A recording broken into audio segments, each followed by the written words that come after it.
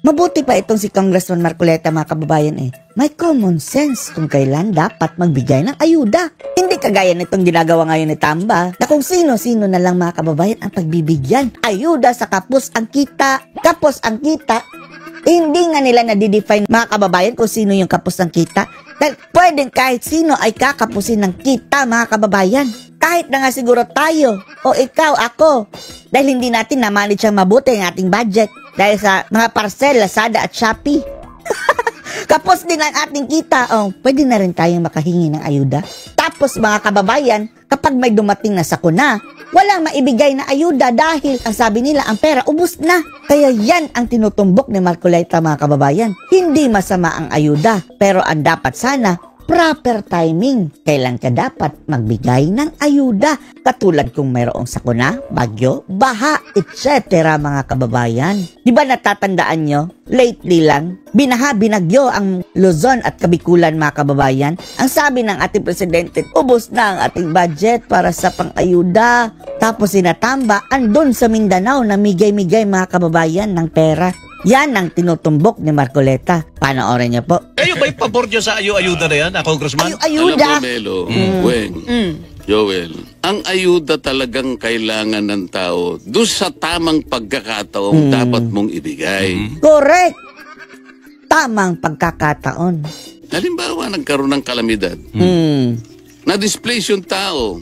Talagang kailangan nyo yung kagyat na pagbigay ng ayuda. Pero kung ayuda ipaparada mo, ipaparada para sa papapogi, mga kababayan, dahil malapit ang eleksyon. Diyos niya, animal. Tapos nung panahon mayroong baha, ubos na daw ang perang pang-ayuda. Tapos sabi pa ni BBM, sige, ganito na lang, wag na kayong magpagarbo sa Christmas party, ibigay na lang natin sa mga nangangailangan. Wag kayong magpabongga. Tapos sila, mga kababayan, grabing party, concert dito, concert doon. Kamu nga tinatarget nila kunwari, near poor. Yung poor talaga, hindi pa nga natatarget Tinatarget daw, yun daw akap. Yung mga poor, mga kababayan, identified na yan Kaya nga may 4-piece. Maraming pa nga hindi nakasali sa 4-piece na mahihirap talaga, mga kababayan. Tapos ngayon, aayudahan yung mga mayroong mga trabaho, mga kababayan, pero kapos lang din ng kita daw.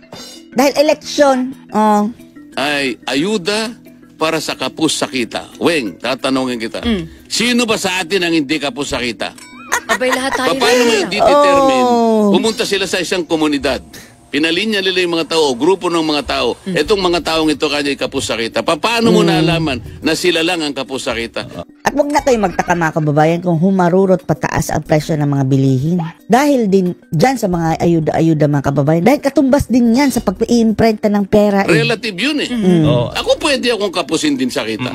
Depende sa pangangailangan. Kumasta nga yun daw yung bigyan ng ayuda si Marcoleta. poverty threshold, Congressman. Tapos ang sagot nila, mga kababayan, dyan sa poverty threshold, haka-haka. Dahil sabi ng Malacanang, ay okay naman ang projection ng ating bansa, gumanda ang ekonomiya daw, mga kababayan, gumanda kung ano-ano, maganda ang graph, pataas ng pataas ang ating development. Tapos bigay ng ayuda dahil marami daw naghihirap. Ano ba talaga, kuya? Contradictory, mga kababayan, yung pinagsasabi, no? Palibasa, mga kababayan, yung pinapalabas nila ng survey. Variable yan. Budol. Ngayon, hindi nga nila naintindihan kung ano yung poverty threshold. Nakita nyo sa dyaryo. Anong sinabi ng mga tao ngayon? Yung survey ng SWS. Ano sinabi niya? Ang sabi po ng actually, 17.4 million families of this country said. Families yan, mga kababayan, ha?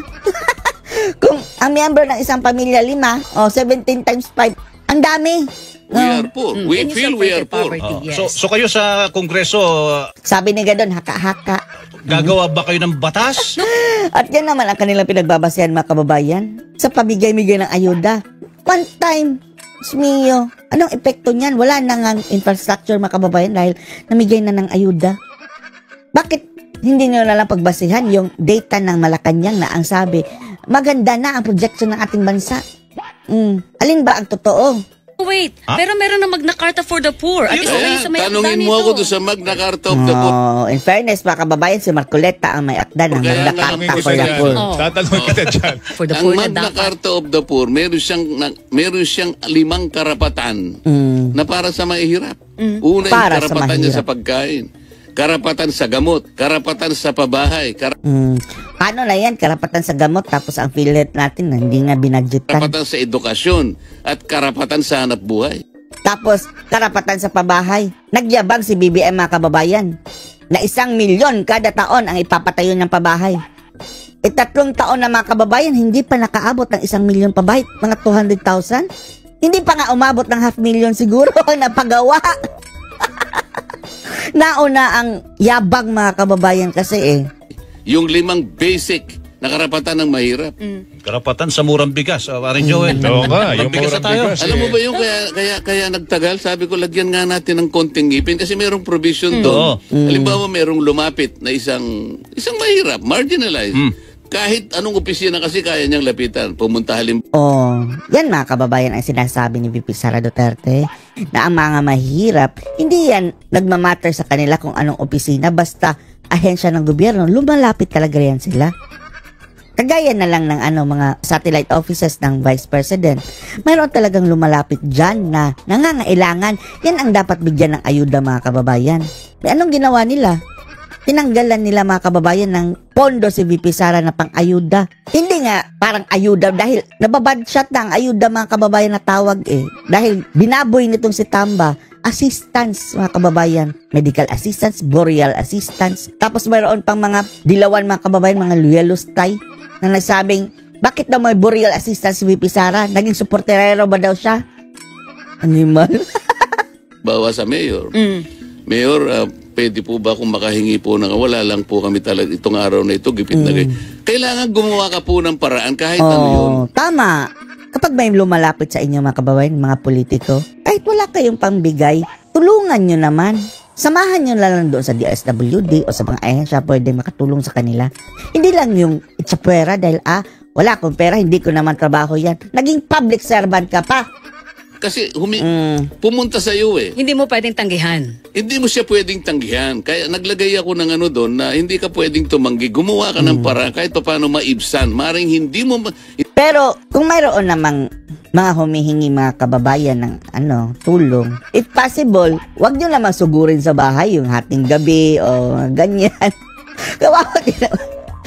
As much as possible, habang mayroong office hours, mga kababayan, dahil mas maganda yung andun sa opisina dahil masasamahan ka niya, mga kababayan, sa mga ahensya dapat mong puntahan.